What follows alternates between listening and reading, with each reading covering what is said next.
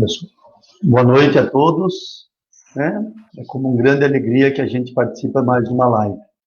Antes de iniciar, eu já queria fazer um comunicado. Infelizmente, o padre Emerson não vai poder participar dessa live. Ele teve um compromisso, né? O pai dele está internado no hospital e ele precisou estar acompanhando o pai lá no hospital, né? Era para sair, mas infelizmente não saiu. Então, já vou pedir antecipado, né, as pessoas que puderem rezar, né, para a melhora do pai dele, né, que acho que essa força nós precisamos dar do padre. É uma pena mesmo, né, porque ele estava muito feliz de poder participar, estava muito contente, mas fazer o quê, né? Então, nós vamos tocar a live, eu com o professor Adelino, né, queria fazer uma breve apresentação dele, né. O professor Adelino, ele é mestre em filosofia, né, ele é mestre, deixa eu ver aqui, mestre na ciência da religião, tá certo, né? E doutor em filosofia, está fazendo pós-doutorado em direitos humanos. E eu convidei ele para trabalhar a questão da religião, porque além de ser mestre na ciência da religião, ele é assessor do curso de teologia da Diocese nossa de Piracicaba, né? Inclusive, ele falou que teve um grande número de correios que fizeram lá, da família Correr, que fez o curso, né?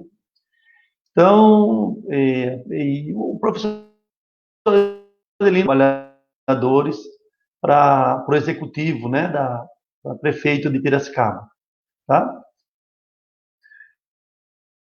Queria desejar boa noite, né, Adelino? Você queria fazer um comentário? Muito bem, uma boa noite, Valdemar, boa noite a todos que nos acompanham, né?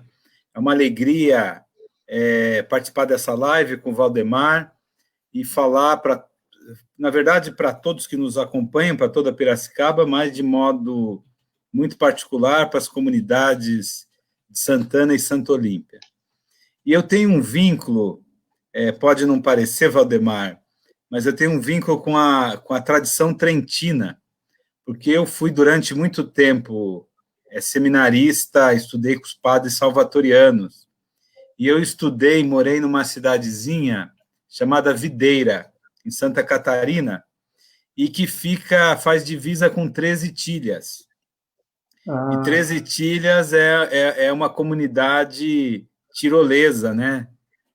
Então, o carinho, né? A gente ia muito para 13 Tilhas, e muito contato, né, com aquela cidade, não sei se você já teve a oportunidade de conhecer, mas é uma comunidade que também trabalha muito essa dimensão das raízes, né, das tradições, que vem desde a Itália. Então, é um carinho muito grande.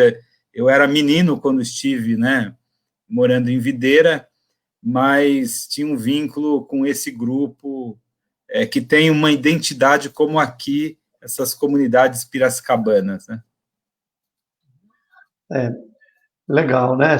E eu fiquei sabendo, né, essa semana aqui, conversando com o Reinaldo Forte, que a sua esposa trabalhou com ele no fórum, né? Então ele, o Claudinei, o Estevão, o Daniel, né, tiveram a oportunidade de trabalhar com ele lá, com a sua esposa lá no fórum, né? Eu sei que...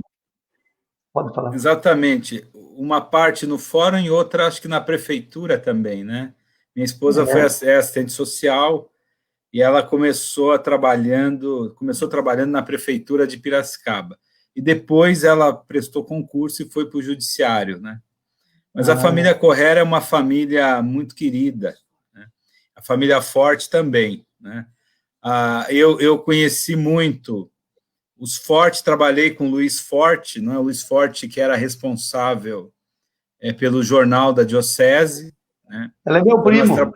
É seu primo? Ele é filho da minha tia Diana. O Luiz Forte é um grande amigo, né? E trabalhamos também nos frades capuchinhos. Ele era professor de português. Exatamente. Viu, Adelino? Vamos lá entrar. Né? E a ideia de trazer o padre aqui era para, né, aproveitando você na área de teologia e o padre Emerson, para nós entendermos, né, a dificuldade, né, da religião nesse período de pandemia, né? E como que a gente podia fazer uma relação entre religião e direitos humanos nesses dias atuais, né? Então, a pergunta que eu gostaria, não sei se a gente vai conseguir com a ausência do padre, né?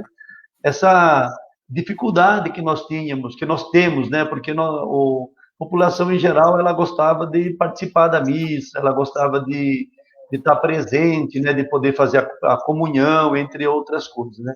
Tudo bem que a televisão, né? As redes, né? Vem transmitindo as missas e tal, né?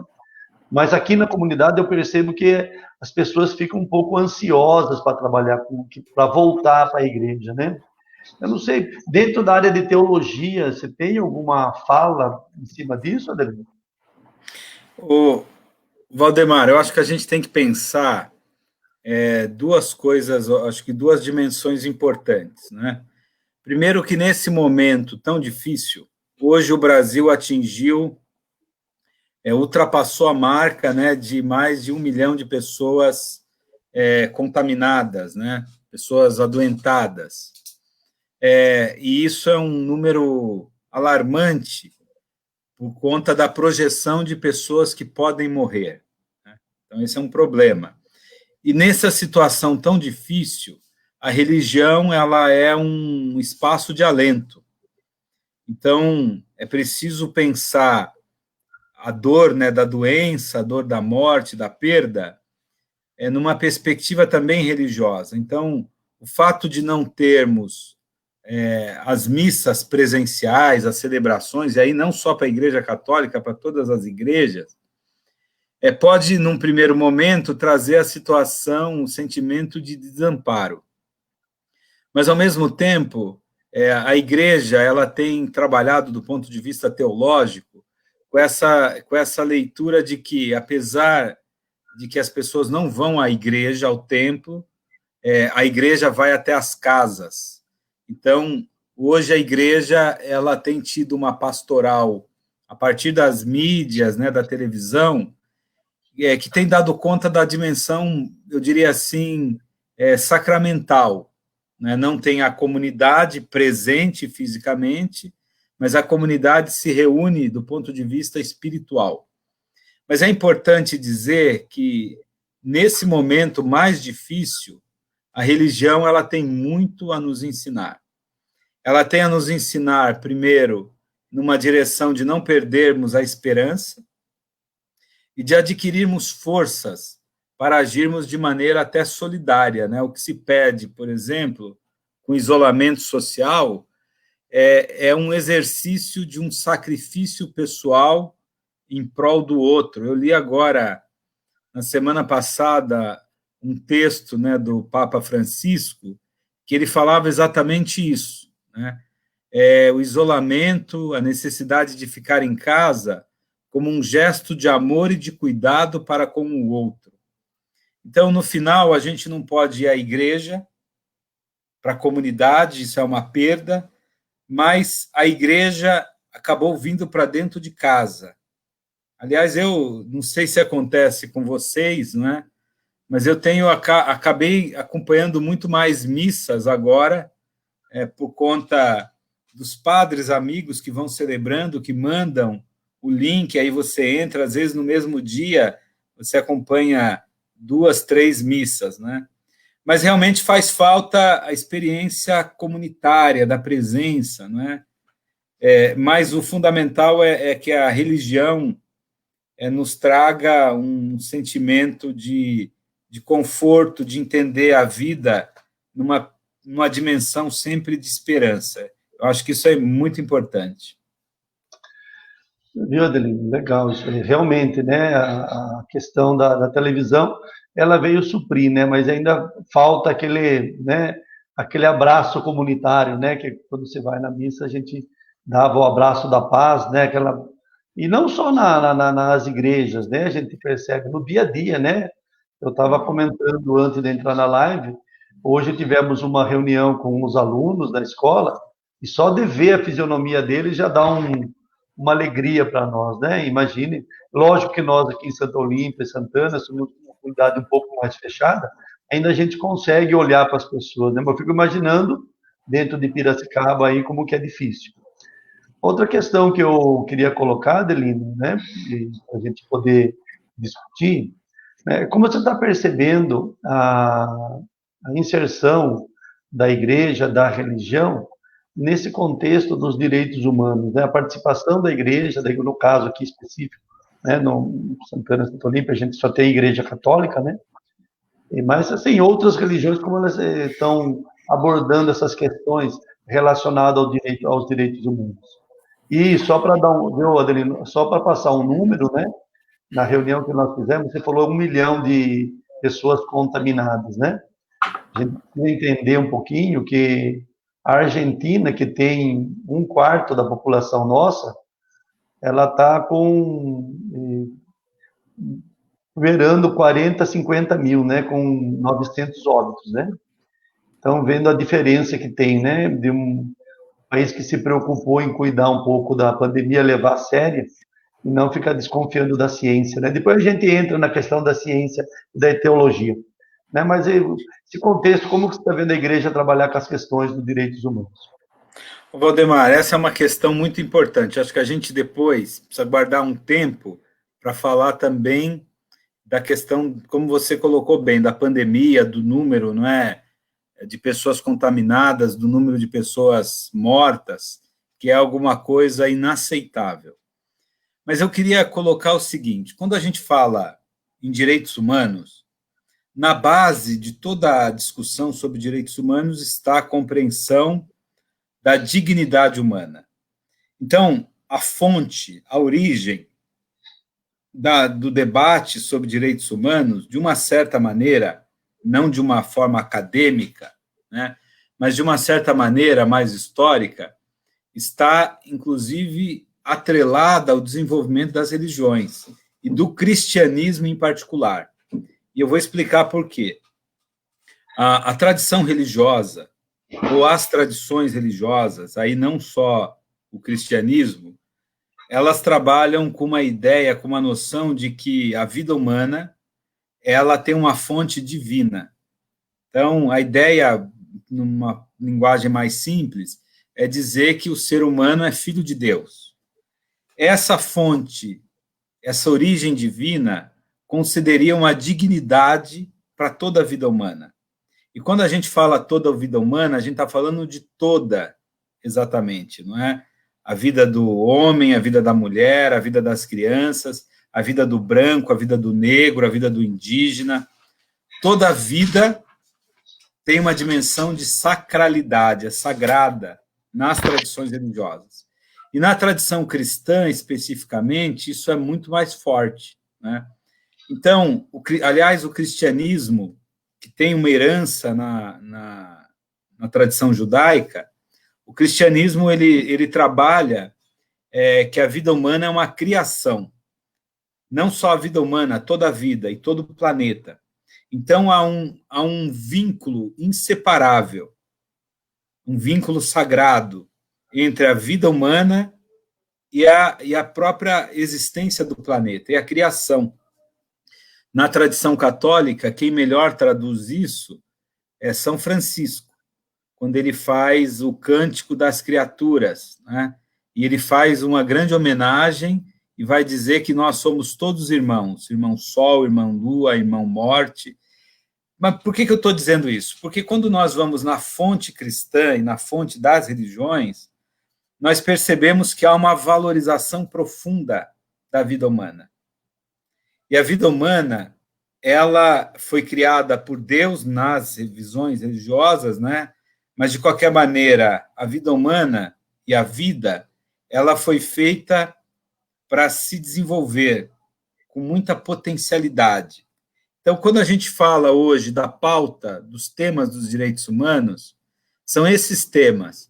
O que o ser humano precisa para que a vida dele seja mais plena? Aliás, a gente vai lembrar até de uma passagem do próprio Evangelho, quando Jesus diz, não é, eu vim para que todos tenham vida e vida em abundância, né? Você conhece bem essa passagem. Essa ideia da vida em abundância significa o quê? O que eu preciso para que a minha vida seja mais? Veja, não é na ordem de ter coisas, do ponto de vista da materialidade apenas. É na ordem do desenvolvimento das potencialidades humanas. Então, eu preciso comer, eu preciso morar, eu preciso ter roupa, eu preciso poder me locomover, mas eu preciso de outras dimensões do ponto de vista da cultura. Você que é um professor, você falou uma imagem muito bonita hoje, dos alunos, né, numa atividade, olhando, revendo os alunos, a necessidade do encontro, do afeto. Então, o que a nossa vida precisa? Quando se fala em direitos humanos, se fala dessa vida que precisa de uma série de condições objetivas, materiais, mas também de ordem interna, espiritual, cultural, para que ela seja mais vida.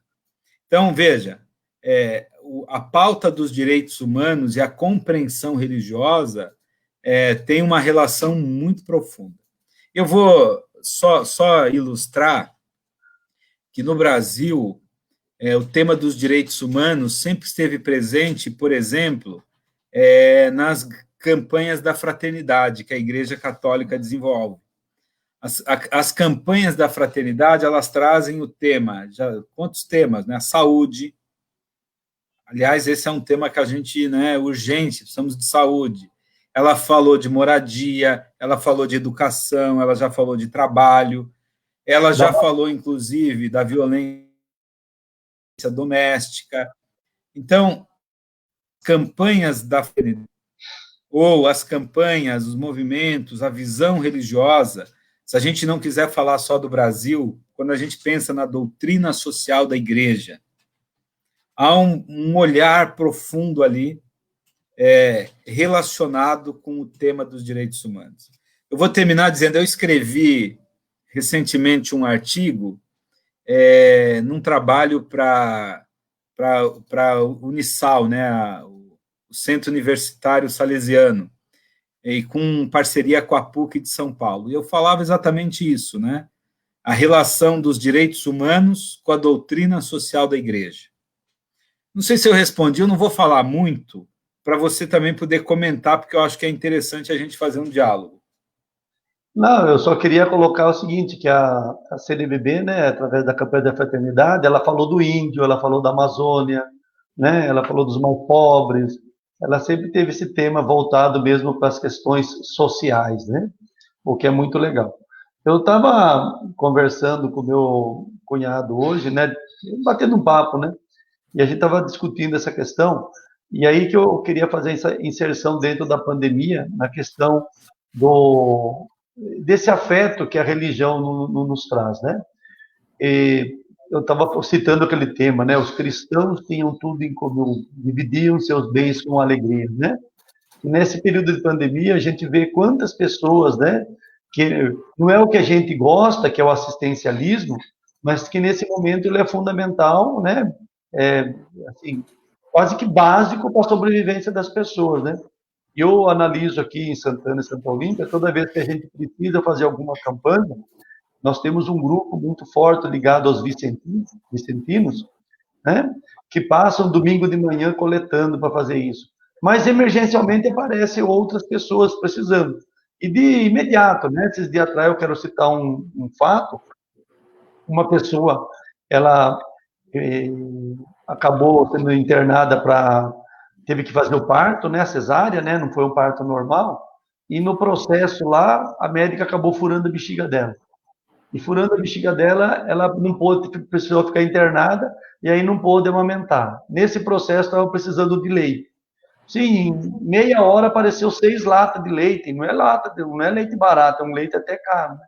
Então, essa solidariedade dos cristãos, né, das pessoas que têm um pouco de fé, que têm um pouco de religião, né, nesse momento de pandemia. Né? Ou seja, é uma coisa assistencial no momento, mas de fundamental importância nesse processo que nós estamos passando. O Valdemar, você traz uma citação importante aí do Atos, né, Atos 2, né, quando vai falar da constituição da comunidade cristã. O movimento de Jesus, lá, né, na antiga Israel, é um movimento que tem uma mensagem religiosa, mas, ao mesmo tempo, ele traz uma mensagem social. Porque no mundo antigo, é impossível você separar a leitura religiosa da dimensão política, econômica, social da vida. Aliás, nós que fazemos essa separação, né? Então, quando Jesus ele vai ensinando a prática do amor, que a gente vai chamar depois de caridade, né? A caridade é o amor. Mas o amor cristão, a caridade cristã, não é uma caridade meramente momentânea, ou uma caridade que não tem uma implicação com a própria vida. É uma caridade que avança para propor novas estruturas sociais. Isso aqui é muito profundo e é muito importante, porque isso tem a ver com a nossa visão hoje, o Correr, de fazermos política, de pensarmos política. Nós não podemos separar a nossa leitura religiosa, que é uma leitura de um mundo de justiça, de solidariedade, um mundo do direito, um mundo que avança para a paz, desassociada, separada da maneira que nós vamos organizar a sociedade. Então, a experiência que você narra do Ato dos Apóstolos é a experiência que o chamado cristão foi tão forte que aquele grupo dos primeiros cristãos, eles organizaram uma nova economia. São Paulo, ele chega a dizer, né, agora não há mais nem pobre nem rico, não há nem estrangeiro, não é? Somos todos irmãos. Essa visão de uma sociedade onde todos têm o nível, né, são tratados com a mesma dignidade. Veja como o tema volta, inclusive, para a questão dos direitos humanos, né? Uma sociedade onde todos tenham oportunidades. E é esse o nosso projeto também político. Por isso que é importante a gente fazer essas discussões, porque nós vivemos um tempo muito confuso hoje. Eu escrevi um artigo recentemente, e o título do meu artigo era O Equívoco dos Cristãos. Parece um texto forte, né? Mas eu estava dizendo exatamente isso. Qual é o equívoco? É que nós, cristãos no Brasil, em Piracicaba, né, no Brasil em geral, acreditamos nas últimas eleições que um determinado candidato, o Bolsonaro, ele poderia, apesar dele falar em arma, apesar dele falar em violência, apesar dele não falar em caridade, em solidariedade, ele poderia refletir valores cristãos. Esse é um engano terrível, né? É preciso que, na política, esses valores que norteiam a nossa vida. Quais são os valores? O primeiro valor, o princípio fundamental, que é a marca do Cristo ressuscitado, é o valor da paz, né? Toda vez que Cristo ressuscitado se manifestava, ele falava, a paz esteja com vocês. Então, a nossa maneira de pensar a sociedade tem que ser pautada numa perspectiva da cultura da paz. Isso tem tudo a ver com direitos humanos. Eu tenho um texto que eu vou dizer que os direitos humanos, que é um tema do mundo moderno, tem uma fonte, tem uma raiz, tem uma origem na mensagem cristã. Então, isso para dizer, Correr, que a sua citação ela é um puxão de orelha, digamos assim. Porque quando a gente lê, por exemplo, o Antigo Testamento e o Novo Testamento, nós vamos percebendo que ali há um projeto de sociedade. Quando nós falamos, né, olha, queremos construir o reino de Deus. O que é o reino de Deus? O reino de Deus é uma sociedade de justiça. É uma sociedade onde as pessoas não são discriminadas. Agora, teve a explosão, né, do racismo. Quer dizer, você asfixiar um homem negro com o joelho, isso não é um gesto que tem qualquer relação com uma visão de mundo cristã. Então, nós precisamos avançar para que essa visão de um mundo de justiça, aliás, no Antigo Testamento, principalmente em Isaías, né, há uma correlação. A justiça nasce do direito, e sem justiça e direito não há paz. É exatamente o que nós precisamos hoje no Brasil. Nós precisamos construir uma sociedade pautada no direito de todos, né, e na justiça, para que nós possamos alcançar a dimensão da paz. E aí eu vou terminar essa parte falando disso que você comentou, né? Os gestos de caridade, de solidariedade, de cuidado, como dessa mãe que não pôde amamentar e as pessoas se sensibilizaram, eles são fundamentais para que nós possamos perceber que a sociedade, ela não é um grupo isolado. A sociedade, ela só se mantém quando nós aprendermos a cuidar. A palavra forte é essa, que é uma palavra que vem, inclusive, inspirada na mais profunda tradição cristã. O cuidado com o outro e, principalmente, o cuidado para com os que mais precisam. E o cuidado, inclusive, com o planeta, com a natureza. Por isso que o Papa Francisco, ele tem avançado em duas reflexões importantes. Ele propõe a economia de Francisco. É Francisco porque lembra de Francisco e Clara, né? Economia de Francisco e Clara. E quem é o Francisco? É aquele que deixa tudo para servir ao mais pobre. Nós precisamos inverter a lógica da sociedade. Não é o mais rico que precisa ser servido. Não é assim que funciona a sociedade? Quanto mais dinheiro, mais as pessoas te servem, não é? Mas na lógica do cristianismo, é o que mais necessita que precisa ser cuidado. Então, esse gesto, ele tem um poder, uma potência de transformação. Quando a gente começa a se mobilizar em torno das pessoas, de mudar o comportamento, de doar leite, de resolver uma situação ali de desemprego, de pobreza, nós vamos nos transformando também. E a nossa visão cristã, religiosa, deixa de ser uma visão meramente abstrata, né? Eu vou terminar dizendo o seguinte: a eleição do Bolsonaro colocou uma questão para nós cristãos. Eu tenho dito isso dentro de grupos que eu debato teologia, inclusive grupos fora do Brasil. Quando nós avançamos com ideias que são contrárias aos valores do cristianismo, nós corremos o risco de estrangular o cristianismo por dentro. Então, as pessoas devem encontrar nos cristãos, na igreja ou nas igrejas, né, perspectivas de cuidado, de alento, de um mundo diferente.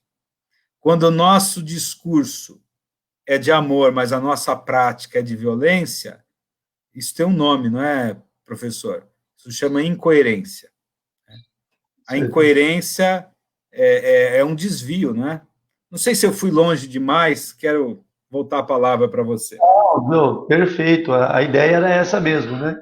Nós estamos falando com um teólogo, né? Se você pedir matemática ou biologia, eu vou responder mais para você. É isso mesmo. Para a gente entender como funciona essa questão teológica nesse contexto.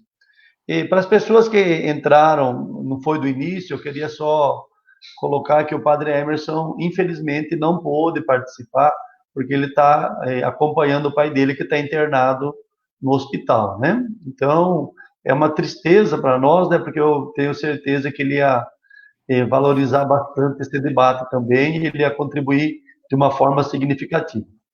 Eu queria também colocar que as pessoas, se quiserem fazer pergunta, ou para mim, ou para o Adelino, fiquem à disposição, né? Utilizem o chat no Facebook aí, escrevam, tá? E aproveitando isso, a Ana Clara, ela faz uma pergunta para você, Adelino. Você tem vivência nas comunidades eclesiais de base?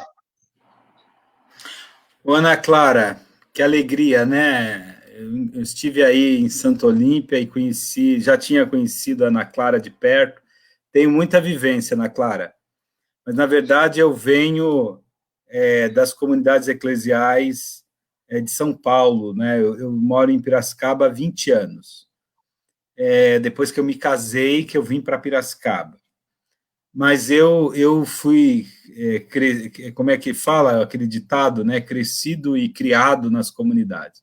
E mais do que tudo, eu tive a oportunidade, quando eu era estudante de teologia, nós dávamos cursos de Bíblia no Maranhão. E o Maranhão é o berço das comunidades eclesiais de base, né?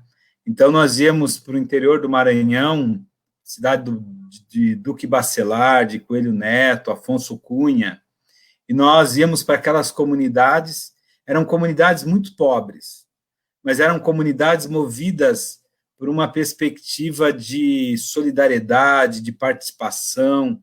Na verdade, a gente ia falar da Bíblia, ia dar cursos, né, de formação, e a gente aprendia. E eu me lembro numa situação em Duque Bacelar, estávamos numa comunidade e não tinha nada, né, uma situação que era o interior, não era nem na cidade, né, mais para a zona rural. E a gente ia para a zona rural, às vezes ficava lá uma semana dando curso, né, isolados. E aí a gente tinha uma dinâmica de visita de algumas casas, né? E eu me lembro que numa família faltava tudo, e aí as pessoas ficavam muito emocionadas, né, e gratas com a nossa presença. Então, uma senhora pega na despensa, não tinha absolutamente nada na despensa, mas tinha lá um melão. E ela me dá o melão e fala: olha, esse melão é para você, não é? E as crianças olhando, né? Tinha lá uns 3, 4 filhos, né? Crianças, tudo com vontade de comer o melão. Mas esse gesto, primeiro, né? De profundo desapego e de gratidão pelo trabalho que fazíamos, né? Mas, ao mesmo tempo, esse gesto de dar aquilo, o único bem que você tem, que era um melão, né? A minha saída, no começo tentei recusar, né, mas a saída foi abrir o melão e comer com todo mundo, né, e as crianças adoraram. Mas o que eu quero dizer é que a experiência das comunidades de base é uma experiência que nos ensina, e é isso que eu trago hoje para o campo da política, nos ensina a pensar uma sociedade baseada na participação de todos, né?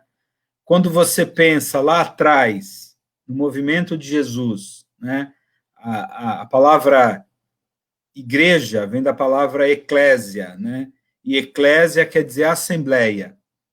Então, aquele movimento de Jesus que se reunia, e ali era a igreja, né, na assembleia, e as pessoas colocavam as coisas em comum, né, partilhavam a vida. Essa experiência ela vai ser retomada nas comunidades eclesiais de base.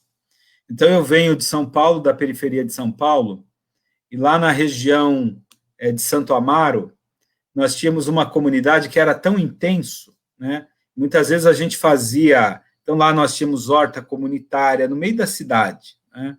Horta comunitária, a igreja era o lugar da missa, mas era também o lugar do teatro, da experiência com o outro, né? Nós fazemos muitos debates políticos, né? Hoje eu sou filiado ao PT, e as pessoas me perguntam, por que o PT? Porque lá dentro da igreja, na década, né, nos anos 80, era o PT que discutíamos conosco, né, a questão da formação política, da dimensão dos direitos. Aliás, o PT nasce nas comunidades eclesiais de base. Então, nesse sentido, há uma fonte ali, esse ideal de plena participação, que eu entendo, Valdemar, que é um pouco o que vocês vivem nas comunidades aí de Santana e Santa Olímpia, esse lugar onde todos se conhecem. A comunidade eclesial de base é o lugar, é a igreja quando você vai e você se reconhece nas pessoas. E se reconhecer não é só falar bom dia e boa noite. Existe uma palavra da tradição judaica, que é a palavra shalom. A palavra shalom significa paz. Mas quando você deseja o shalom, na mentalidade judaica, significa 3 momentos. Isso tem tudo a ver com uma visão de igreja, né? O primeiro é, como você está? A primeira pergunta. A segunda pergunta, o que eu posso fazer por você? E a terceira pergunta é, a terceira expressão, não pergunta, conte comigo. Então, quando você fala assim, eu desejo a paz, significa, quais são os seus problemas? Eu estou desempregado, eu estou com um problema lá em casa, estou brigando na família, né? Estou com um problema na escola. E aí eu pergunto, o que eu posso fazer? Como é que eu posso te ajudar? E conte comigo. Essa experiência religiosa, ela tem uma força política. Por que política? Porque eu entendo que a religião não é centrada numa única pessoa. A religião é uma experiência que forma o coletivo.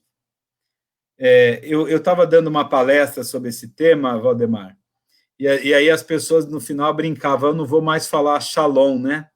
Brincando porque nós vemos numa sociedade que ninguém quer se comprometer com o problema do outro.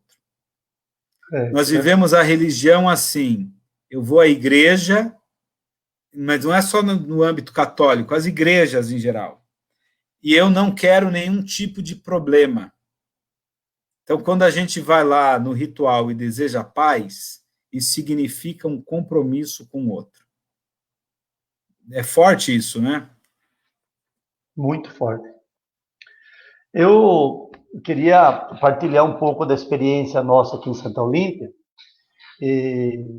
A gente, né, tem uma tradição católica, né, 120, quase 130 anos de fundação aqui no bairro, certo? Quase 20 padres, freiras, né, que foram formados aqui e tal, tal. Então, sempre teve essa ligação muito voltada para a questão da religião. Mas, na minha vida, aconteceu um marco aqui, porque, assim, tinha um padre, né, o padre Jacó, ele fazia missa às 7 horas na casa de uma pessoa, que não podia sair de casa porque estava doente, e acostumou. E aí, todo domingo de manhã, às 7 horas, fazia missa, e outra missa às 9h30. Tal. E aí, participando dessa missa às 7 horas da manhã, começou a aparecer um grupo que queria discutir um pouco a questão bíblica. E aí nós montamos aqui o Círculo Bíblico. E o Círculo Bíblico era interessante, né? Na época, olha só, eu era novo, né? Eu tinha 20 e poucos anos. Aí eu convivendo, né? Por exemplo, com o meu tio Nilo, que está com quase 90, com o Egídio, que tem mais de 90, o Tito, o falecido Jacó, né? O Cobb, né? Conhecido como Cobb. Então nós tínhamos ultraconservadores e alguns mais radicais, né? Mais engajados, com mais sangue na veia para fazer. E era interessante que o pessoal discutia, né? Nossa, eu vou na missa 1 hora, já cansa, já a gente quer ir embora, não acaba mais, né? Tinha muita gente reclamando.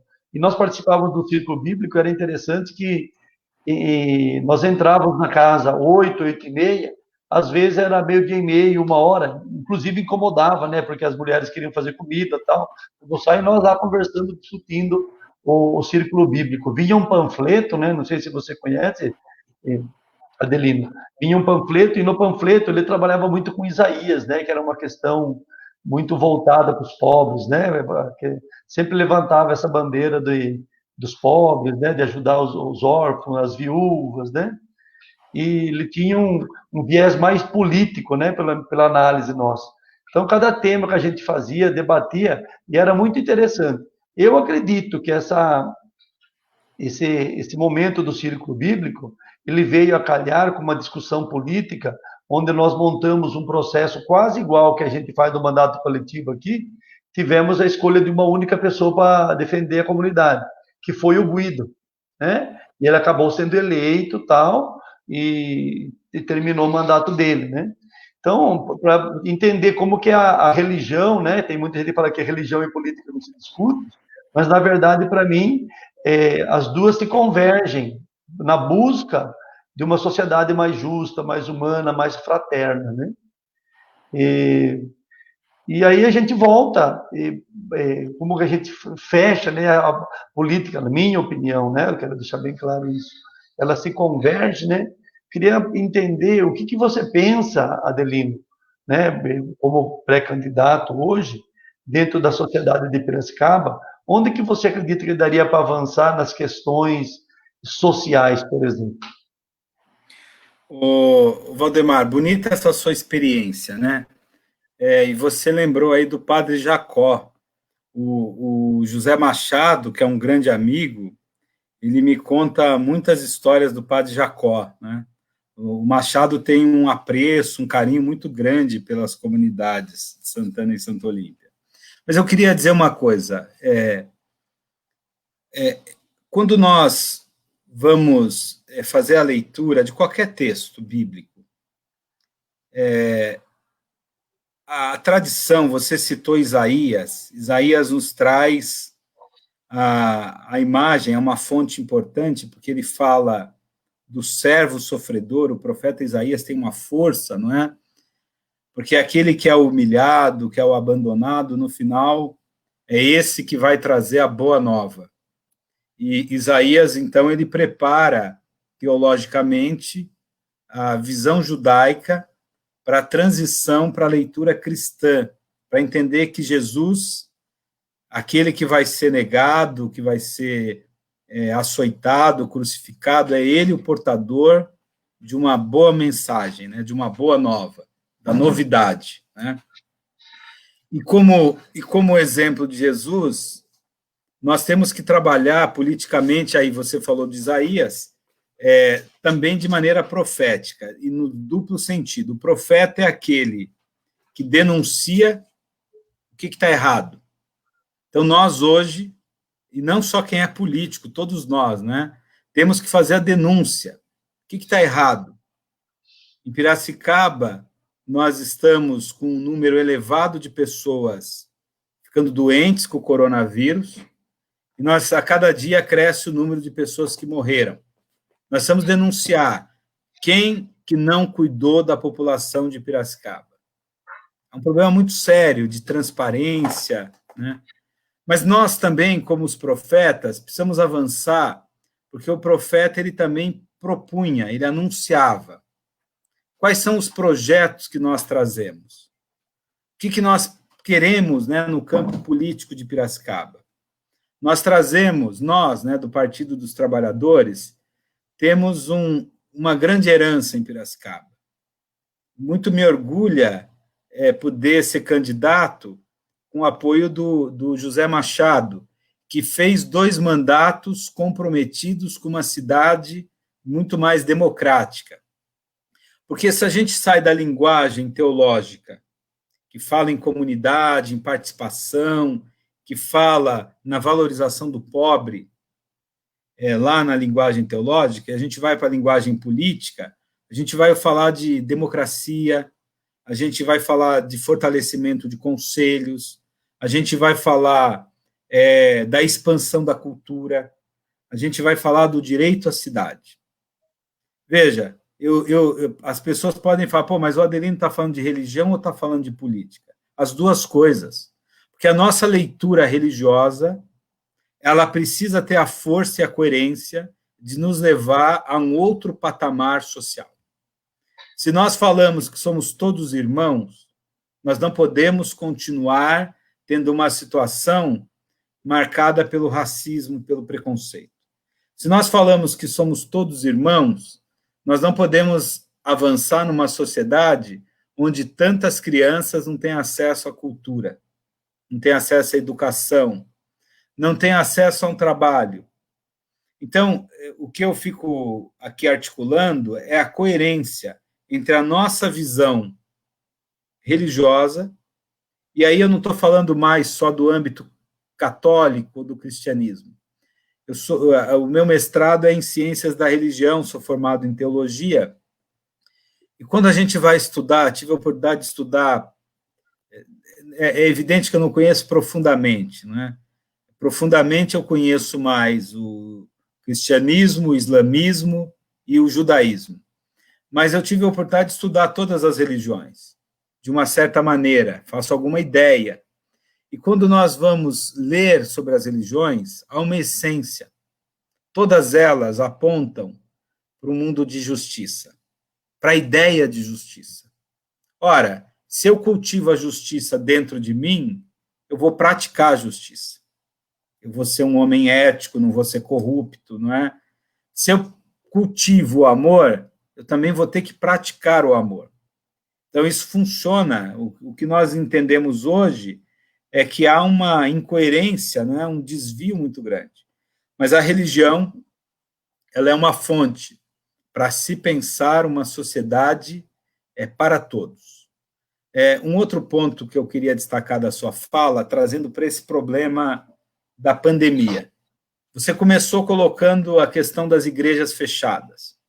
Qual é o valor fundamental para o cristianismo em particular, mas para as religiões em geral?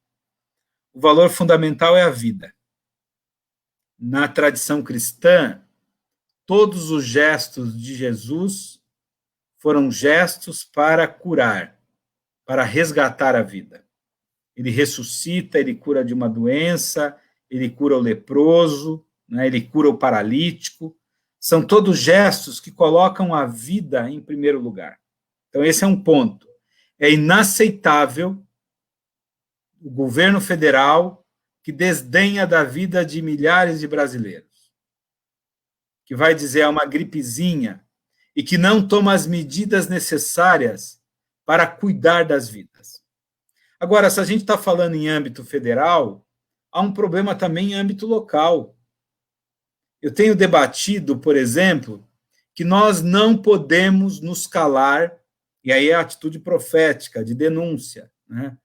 Diante, por exemplo, da expansão do coronavírus no Lar Betel, no Lar dos Velhinhos.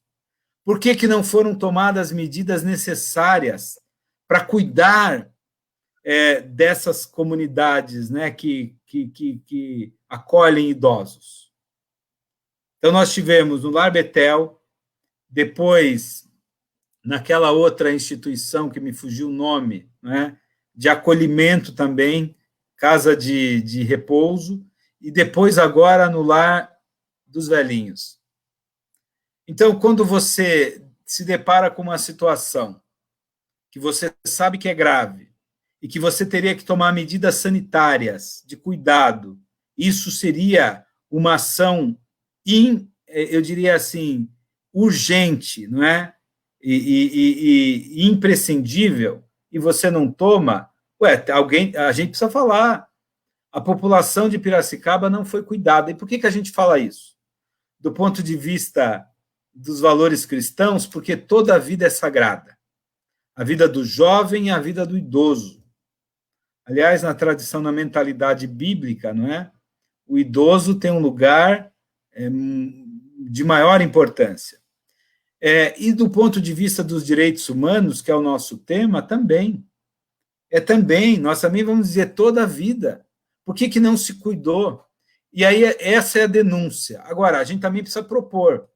O que nós fizemos?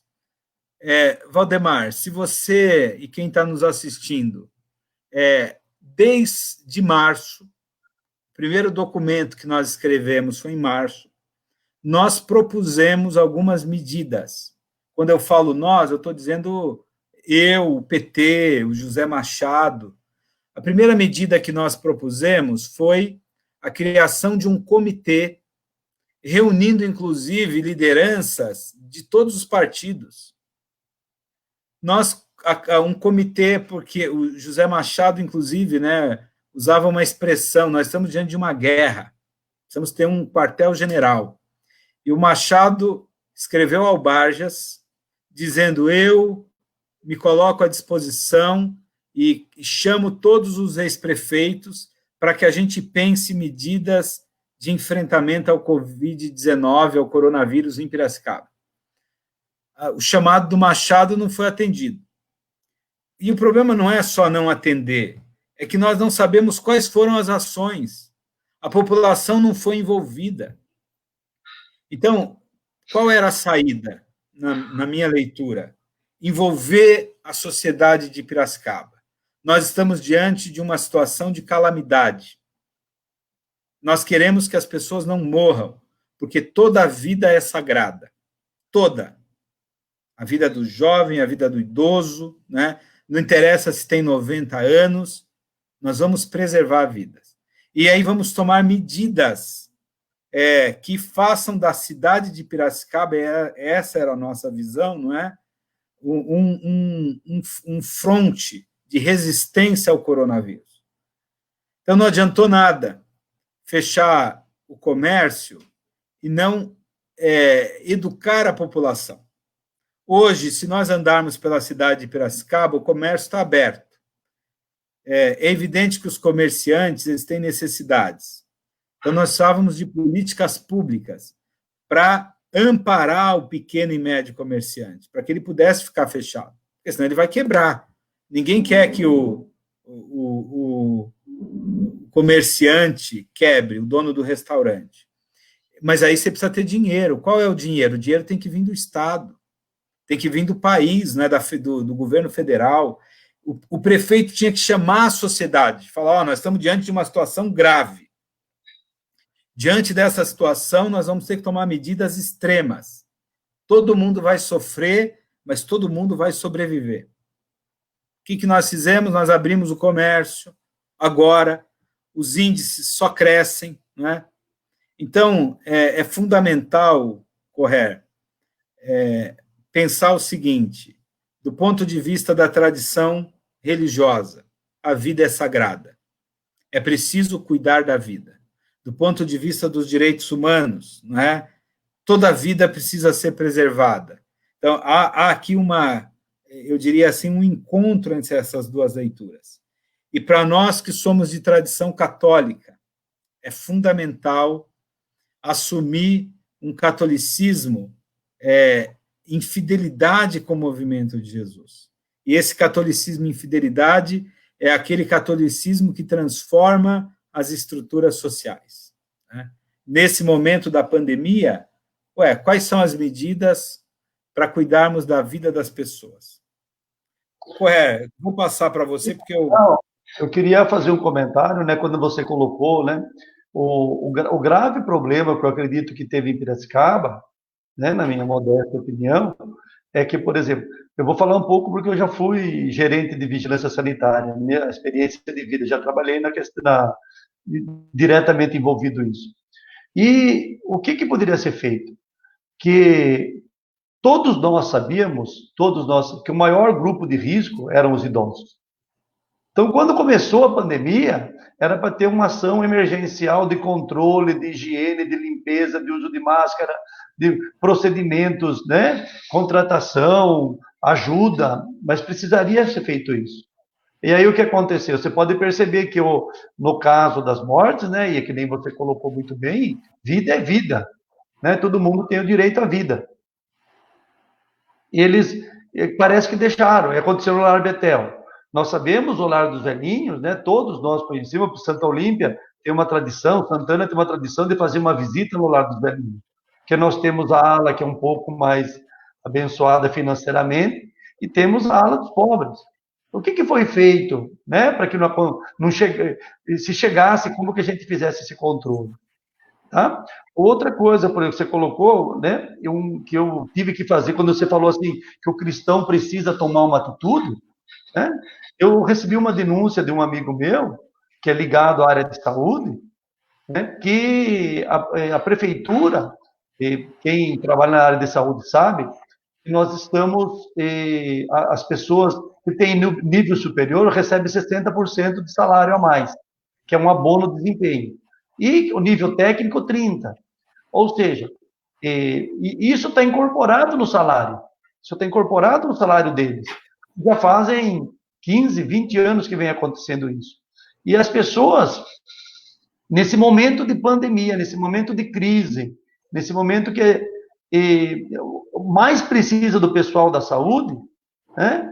O seu funcionário é afastado porque ele colocou a vida dele em risco para fazer um atendimento decente, e ele vier a contrair o corona, o Covid-19, ele se contaminou e foi detectado, ele é afastado e perde esse abono de desempenho. Eu tive que, a partir dessa informação, eu liguei para a deputada Bebel, imediatamente ela se propôs, nós fizemos uma ação conjunta no Ministério Público para que se apure isso, né? É um absurdo. Então, acho que são ações como essa que a prefeitura poderia ter feito, dar uma tranquilidade para esse funcionário público que ele está, né, no estresse 24 horas, porque ele está no estresse dentro do serviço, ele está no estresse quando ele volta para casa com medo de trazer a doença para dentro de casa, né?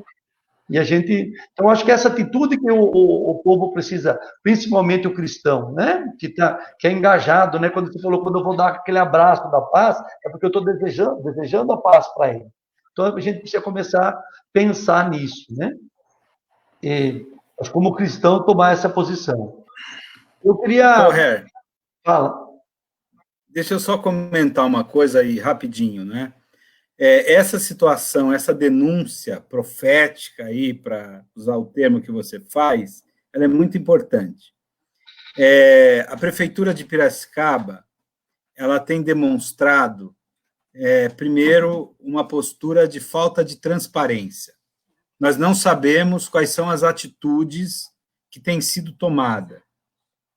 As atitudes do ponto de vista do combate ao coronavírus. Quando eu entro no site da prefeitura, eu vejo ali um vazio de informações. Então, você tem, inclusive, aquele relatório que sai todo dia, e muitas vezes eu vou olhar o relatório, eu não encontro diretamente no site da prefeitura, que é o local, e eu vou encontrá-lo no Facebook do Barjas, né, do prefeito. Isso já é uma situação esquisita, porque uma informação pública não pode estar num site privado, né, num Facebook individual. Então, essa é uma denúncia que a gente precisa averiguar o que está acontecendo. E depois, quando você fala do funcionalismo, eu queria só lembrar disso, né? O prefeito Machado, ele teve, durante as 2 gestões, uma postura de muita atenção ao funcionalismo público. Quando a gente faz a defesa do funcionalismo, por que se faz? Porque o funcionário público, como o professor, o enfermeiro, o médico, o policial, ele é o contato que a população tem com a prefeitura. O servidor público, o próprio nome diz, né, aquele que serve o público, que serve a cidade. Então, esse servidor ele precisa ser valorizado, ele precisa ter competência, ele precisa estar motivado do ponto de vista do trabalho, né? Então, nós enfrentamos esse relato, essa denúncia que você faz, que é um absurdo. A pessoa ficou doente no exercício da função e perde a gratificação. E nós também agora, o Barja submeteu e foi aprovado, né, aumentar a alíquota de contribuição dos servidores públicos, em plena pandemia. Não é momento de você cobrar mais de ninguém. Muito pelo contrário, é momento da prefeitura se desdobrar, porque está todo mundo ganhando menos e gastando mais. É preciso, então, preservar. E quando você fala do salário do servidor público, você fala de um grupo que pode movimentar o comércio. Então, você não pode empobrecer essa população, que já não tem um salário muito alto, né? Nós tivemos, veja, aumentou a alíquota agora, mas nós temos em anos anteriores, muito antes da crise, posturas do prefeito de dar aumento mínimo, né, aumentar. Então, quer dizer, não tem nem a reposição da inflação lá atrás, né? Agora a gente não está mais nem discutindo isso. Mas o que é importante é dizer que nós tivemos experiências de gestão em Piracicaba com Machado, que o servidor público era visto como um verdadeiro servidor. E é isso que a gente precisa resgatar. Vou voltar para você a palavra. Então, eu queria aproveitar, né, o Reinaldo de Andrade aqui, ele tem 2 comentários que é importante, né? Ele fala assim: precisamos fortalecer os jovens da periferia para ver uma mudança concreta em nossa vida. E a saúde, a moradia e a educação, participação depende dos líderes, elevar o espírito crítico para uma sociedade nova e justa, né? Aí a pergunta que eu faço é a seguinte: como que a religião poderia sanar essas duas essas duas perguntas, né? Como que a gente pode fortalecer o jovem na periferia? Como que, por exemplo, a religião, as igrejas poderiam ajudar e como que também a religião poderia ajudar a questão da saúde, moradia e educação, que para a gente melhorar essas condições dentro da cidade de Piracicaba. Olha, Valdemar, a religião ela já cumpre um papel fundamental e ela pode fortalecer, isso pode ser fortalecido, né? Quando você tem nas comunidades a presença da igreja, eu penso na igreja católica, mas outras igrejas, ali o jovem ele vai cultivar valores. A experiência religiosa da qual você mesmo é fruto, é herdeiro, né? Eu também, é uma experiência que você aprende a vivência comunitária, você aprende a perspectiva do servir ao outro, você aprende o cultivar de valores. Isso é muito importante. Então, esse é um ponto, né? Eu venho de uma tradição de grupos claro, grupos de perseverança, grupos de jovens, né? E no grupo de jovem, você, além de trabalhar a dimensão religiosa, você trabalha esse aspecto ligado à cidadania política, essa visão de pertença à sociedade.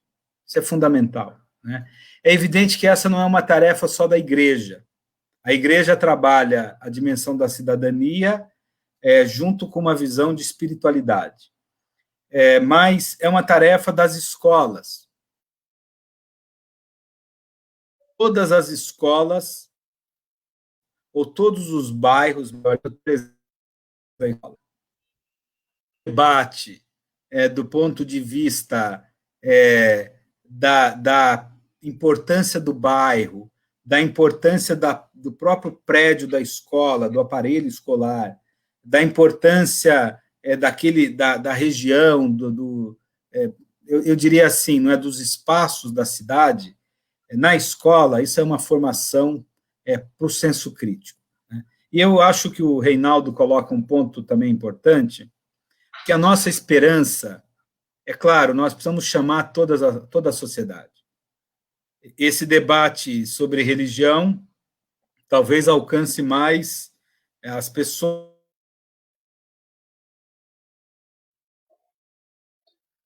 né? Não sei, não é? Mas, de qualquer maneira, o debate sobre a cidade, sobre a mudança, sobre um novo tempo, passa principalmente pela juventude. Eu escrevi um artigo semana passada, está no Jornal Diário do Engenho, e escrevi no Tribuna Piracicabana, que eu falava isso, né? Nós, em Piracicaba, precisamos agora contar com o engajamento dos jovens. Esses jovens, Valdemar, que têm nos ensinado a pensar sem preconceito contra a mulher, sem preconceito contra o negro, sem preconceito contra o nordestino, sem preconceito contra aquele que é de fora, contra aquele que não é do nosso grupo. Então, essa visão dos jovens, principalmente, que é uma visão livre, aberta, mas, ao mesmo tempo, uma visão profundamente solidária. Você que é professor sabe disso. Eu dou aula no Instituto de Ensino Superior da pós-graduação. E os jovens têm uma força, uma vontade de transformar, de mudar o mundo que me impressiona. Então, eu nessas eleições, né, é fundamental. Eu acho que está tendo um problema aqui, está travando a sua live.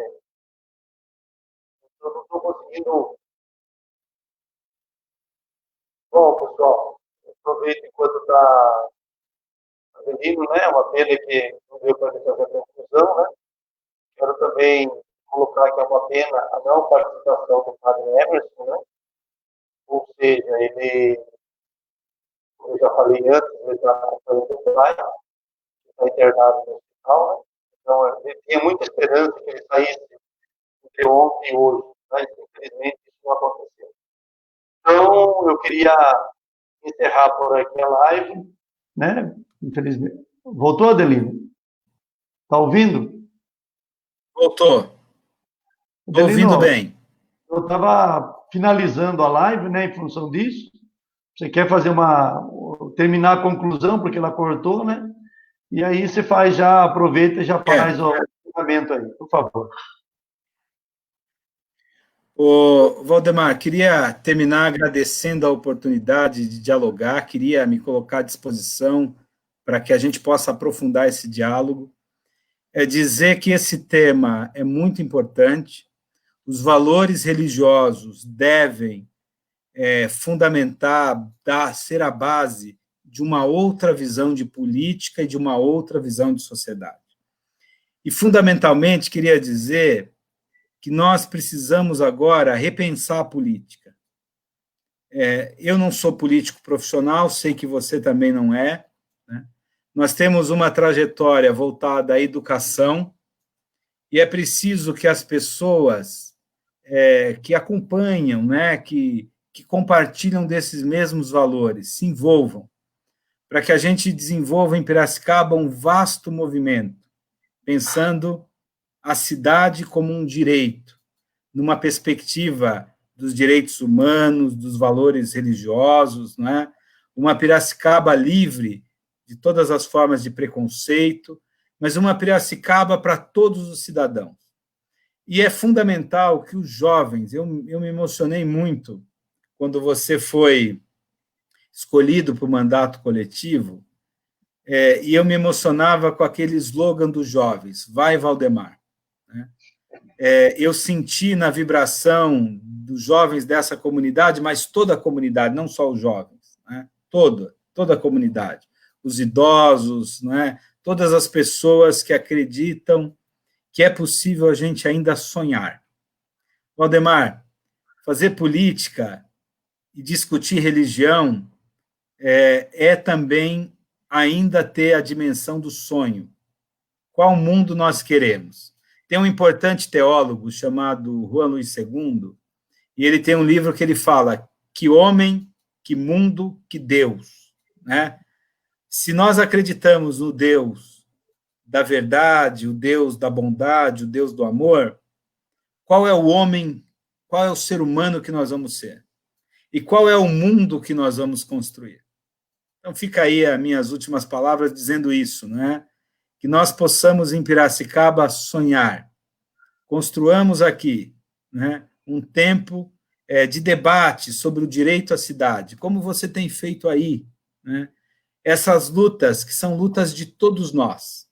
A luta contra o pedágio, a luta por uma escola de maior qualidade, a luta por um posto de saúde com equipamento adequado, a luta para agora sobrevivermos ao coronavírus. Essa luta não é a luta minha, não é a luta de todos nós. Só faz sentido se toda a sociedade abraçar essa mesma luta. Eu tenho dito, Valdemar, com inspiração religiosa, vou contar para você. A expressão que eu falo é vamos juntos, com esperança sempre. Inspiração religiosa, inspiração em Paulo Freire, que era um homem profundamente cristão. Muito obrigado, queria deixar um abraço a todos que nos acompanharam e um abraço especial a você, Valdemar, que é um companheiro querido. Obrigado. Eu que agradeço, Adelino, né? Estava falando na sua ausência, né, quando deu uma subida, que infelizmente o padre não pôde participar, né? Então, mais uma vez eu agradeço, queria agradecer a todos que participaram da live aí, tá? E nós vamos disponibilizar isso aqui no Facebook, tá? Obrigado a todos e boa noite. Um abraço a todos.